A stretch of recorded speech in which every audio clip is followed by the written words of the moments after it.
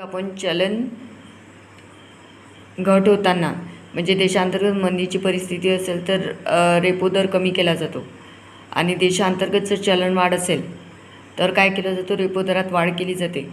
मग रेपो दरात वाढ केल्यामुळे काय होते की रिझर्व्ह बँका व्यापारी बँकांना जे पैसे देतात त्याचे व्याजदर वाढवतात. त्याच्यामुळे ग्राहक आणि उद्योजकांना काय होईल, व्याज घ्यायचं असलं तर ते महाग होईल आणि ज्यांनी आधी कर्ज घेतलेलं आहे त्यांनासुद्धा ते कर्ज महाग होईल, आधीच्यापेक्षा जास्त व्याजदर द्यावा लागतो आहे.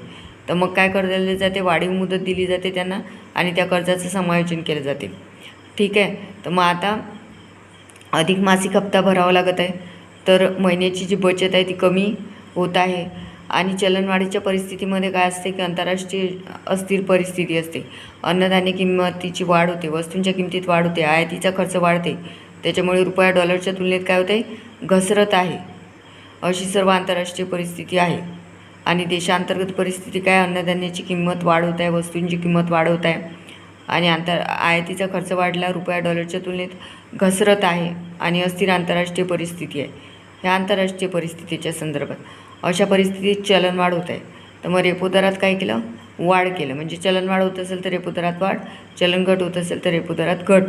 आणि अशा परिस्थितीत काय, वित्तीय तूट, रुपया आणि डॉलर सांगड आणि महागाई नियंत्रण या तिन्हींचे चॅलेंजेस असतात. ते कसं चॅलेंज हे करायचं, तर म्हणजे साधायचं कसं, वित्तीय तूट कमी झाली पाहिजे, रुपया डॉलरच्या तुलनेत घसरला नाही पाहिजे, महागाईवर नियंत्रण आलं पाहिजे.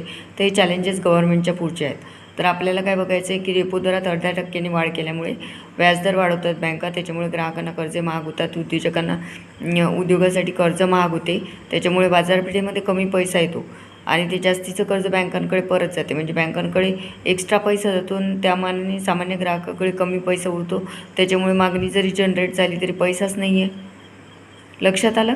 तर अशा प्रकारे अर्थव्यवस्था जी आहे ती काय म्हणजे चलनवाढीच्या परिस्थितीत तिचं जे महागाईचं नियंत्रण आहे ते थोड्याफार प्रमाणात अशा वित्तीय साधनांनी करण्याचा प्रयत्न केला